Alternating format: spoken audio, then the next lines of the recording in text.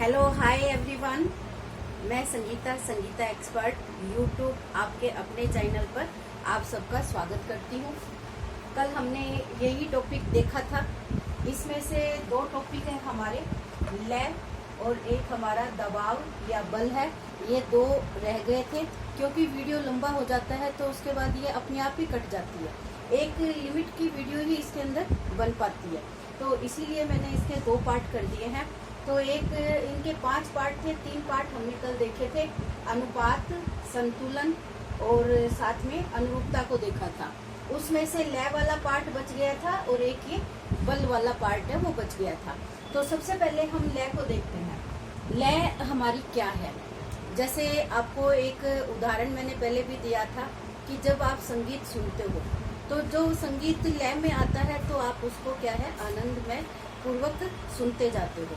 जब उसकी गति या ताल उसमें टूट जाती है तब वो आपके कानों को सुहाती नहीं है। ऐसा ही हमारे इस कला के सिद्धांत के अंदर लय का महत्व बताया गया है। लय है वो 2 प्रकार की देखी जाती है। एक को तो हम नियमानुसार लय या नियमित लय कहेंगे और दूसरे को हम स्वच्छंद लय कहेंगे। नियमित या नियमानुसार या नियमित लय वह होती है जो लगातार एक नियम के अनुसार बराबर गति के अनुसार चलती जाती है।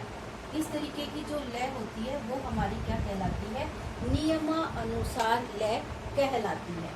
वही स्वच्छंद या स्वच्छंद लय या इसको अनियमित लय भी कह सकते हैं। इनके अंदर लय का जो अनुपात होता है वो कम या ज्यादा होता है। इनमें किसी भी तरीके का लंबाई चौड़ाई अनुपात में किसी भी प्रकार की कोई समानता नहीं देखी जाती है, तो उसको हम क्या कहेंगे, स्वच्छंद लय का नाम देंगे। अब इन दोनों लय को प्राप्ति के तरीके हमारे पास कितने हैं? ये लय प्राप्त करने के तरीके हैं। इसमें से लय प्राप्त करने के तरीके मैंने 5 बताए हैं। सबसे पहले है आकार की पुनरावृत्ति करके। ये आकार की पुनरावृत्ति हो रही है। हमारी जो नियमित लय है ये बराबर दूरी पर बराबर आकार में हम इसको बार बार एक ही अकॉर्डिंग ले रहे हैं, तो ये क्या है, हमारी आकारों में पुनरावृत्ति करके हमें लय की प्राप्ति हो रही है। दूसरा क्या है, हमारा आकार में वृद्धि करके। किसी भी वस्तु का जो आकार है उस आकार में क्या करेंगे, हम धीरे धीरे वृद्धि करेंगे। आप लोगों ने गृह सज्जा में एक इस तरीके के चित्र आपने देखे होंगे कि सबसे पहले तो क्या होता है, यहाँ से जब हम शुरू करते हैं तो मान लो ये बटरफ्लाई है हमारी, सबसे पहले सबसे बड़ी बटरफ्लाई है और उसके बाद इससे छोटी हमारी बटरफ्लाई है और इसके बाद और छोटी हमारी ये बटरफ्लाई है। इस तरीके का आपने इसके अंदर चित्र आपने गृह सज्जा में लगाए हुए देखे होंगे। बटरफ्लाई के अलावा और किसी भी चीज का चित्र हो सकता है। ये हमारे एक स्पीड में आकारों की क्या हो रही है, पुनरावृत्ति हो रही है। आकार में धीरे धीरे क्या हो रही है, वृद्धि हो रही है। ऊपर से देखें तो नीचे वृद्धि हो रही है और नीचे से देखें तो ऊपर इसमें कमी हो रही है। तो लेकिन है क्या, इसमें एक आकारों के अंतर्गत वृद्धि को स्पष्ट कर रहा है। तो ये अगर इसमें ये समरूपता है तो हमें अच्छा लगेगा। इसमें एक गति आपकी लय है वो दिखाई देती है। तो ये क्या कहलाती है, आकारों में वृद्धि की पुनरावृत्ति कहलाती है। फिर है रेखाओं की सरल संयुक्त और निरंतर गति होना। रेखाएं होती है हमारी, हमने देखा ये अलग अलग तरीके की रेखाएं हैं। इन रेखाओं में जो अलग अलग तरीके की गतियां होती है, ये गति क्या होती है, अलग अलग प्रभावों को दिखाती है। इसमें भी एक निरंतरता बनी हुई दिखाई देती है। तो ये क्या है, रेखाओं की निरंतर गति को प्रदर्शित करने वाली होती है। इसमें भी अगर अनुरूपता नहीं हो तो हमारी आंखों को ये सुहाती नहीं है और इसमें एक आकर्षण का जो बिंदु होता है वो भी दिखाई नहीं देता है।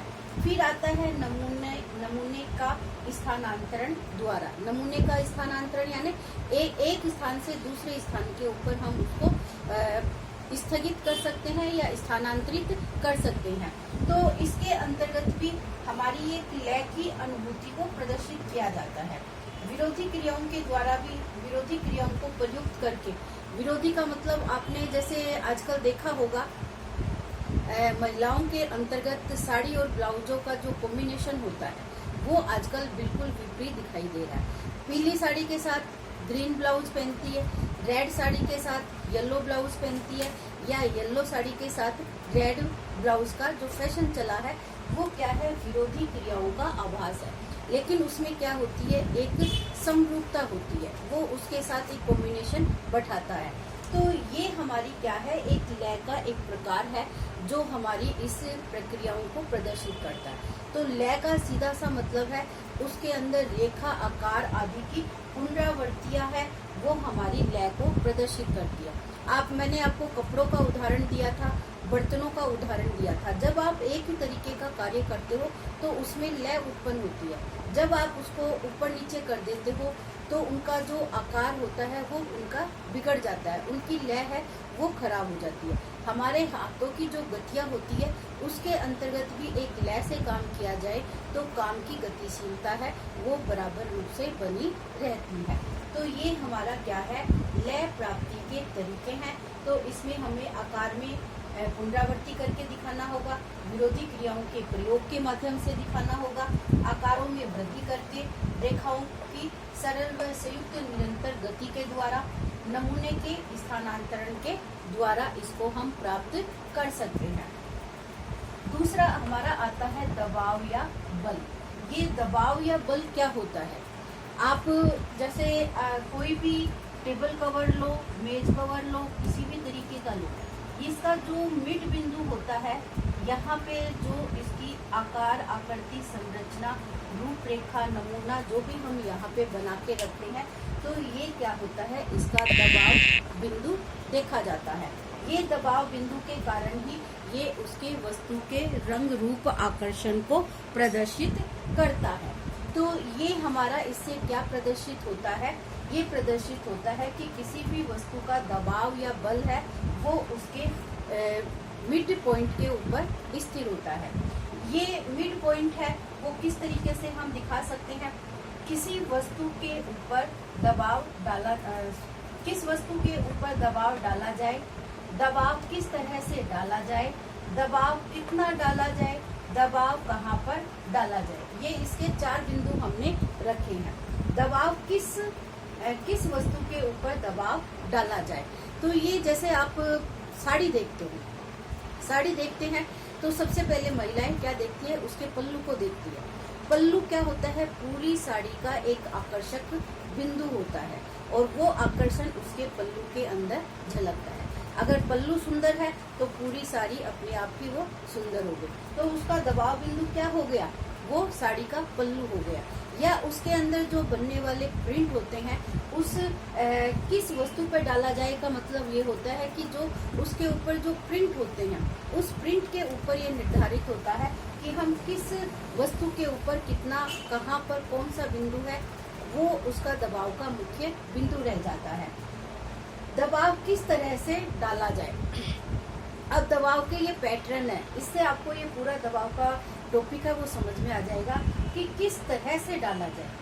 पृष्ठभूमि को सादा रखकर, आपकी जो भी पृष्ठभूमि है, जैसे इस मध्य बिंदु के ऊपर आपने डिजाइन बना लिया, बाकी का क्या है आपका प्लेन है, तो ये क्या है, पृष्ठभूमि को सादा रखकर हम उस मध्य बिंदु को दबाव का मुख्य स्तर बना लेते हैं।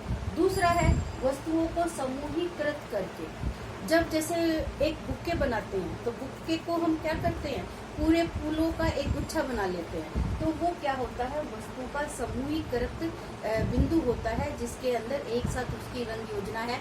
बुक्के, फ्लावर पॉट के अंतर्गत हम जब बुक्कों का अरेंजमेंट करते हैं तो वो भी इसी तरीके की एक समूहीकृत रंग योजना के अंतर्गत आता है। विपरीत रंगों का प्रयोग करके, विपरीत रंग का जैसे मैंने अभी उदाहरण बताया है आपको कि आजकल विपरीत लाल के साथ काला रंग यूज किया जाता है, काले के साथ सफेद रंग यूज किया जाता है, और उसके साथ लाल के साथ आप पीले का प्रयोग कर सकते हो, पीले के साथ आप रेड का प्रयोग कर सकते हो। तो ये क्या है, आपकी विपरीत रंग योजना के उदाहरण होते हैं। वस्तुओं के चारों ओर रिक्त स्थान छोड़ना, जैसे ये पूरा रिक्त स्थान भी हो सकता है, इन वस्तुओं के चारों ओर भी रिक्त स्थान है, उसको हम छोड़ सकते हैं। विरोधी रेखा रूप व आकार के द्वारा। विरोधी रेखाएं क्या होती है, जैसे आपकी ये खड़ी रेखाएं होगी और उसके बाद आपकी विरोधी रेखाएं क्या होगी, ये बड़ी रेखाएं होगी। अब दोनों मिलकर क्या करती है, वर्ग और आयत का निर्माण करती है। इससे आपके क्या बनते हैं, एक रंग योजना में आकार की अनुभूति प्राप्त होती है। तो ये भी क्या है, विरोधी रेखाएं रूप आकार के द्वारा हम एक नए स्वरूप दबाव बिंदु को प्रदर्शित कर सकते हैं। सजावट का उपयोग करके, सजावट के अंदर आप कैसा प्रयोग कर सकते हो दबाव बिंदु। एक आपकी पूरी ये दीवार है, अब इस पूरी दीवार का जो ये मध्य स्थित होता है, ये इसका क्या होता है, दबाव बिंदु होता है। इसी दबाव बिंदु के ऊपर हम क्या करते हैं, कोई भी अट्रैक्टिव जो वॉल होती है हमारी, उसके ऊपर हम अच्छी सीनरी लगाते हैं। घर का जो मुख्य हिस्सा होता है उसी के ऊपर हम किसी अच्छी सजावट को प्रदर्शित करते हैं। तो लोगों का जो आकर्षण का बिंदु होता है वो वही जगह होती है। कहीं पे भी आपके पास अगर जो चीज़ सुंदर नहीं है तो उसको आप साइड में कहीं पे भी लगाकर उसको अरेंज कर सकते हो, लेकिन जो मुख्य आकर्षण का बिंदु होता है उसके ऊपर हम इस तरीके की चीज़ें लगाते हैं कि वो हमारे पूरे घर के दबाव बिंदु को प्रदर्शित करता है। तो कहने का अर्थ खाली इतना है कि दबाव बिंदु वह इम्पोर्टेंट महत्वपूर्ण बिंदु होता है जिसके ऊपर हमारा पूरा आकर्षण होता है वो छिपा हुआ होता है।